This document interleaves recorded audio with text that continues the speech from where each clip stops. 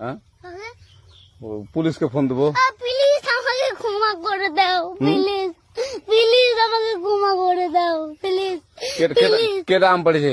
ওই যে ফারুককে ধরে নিয়ে আসেন, ওয়ে জিরাচ্ছে, আমাকে জিরাই নেই, প্লিজ। ওই আমটা তুল আমটা তুল কোনটা আম? হ্যাঁ এই যে এই জাম, আরে এই যে এই জাম, এই জাম, ওরা জিরে দিছে, আপনি জিরে নেই, প্লিজ।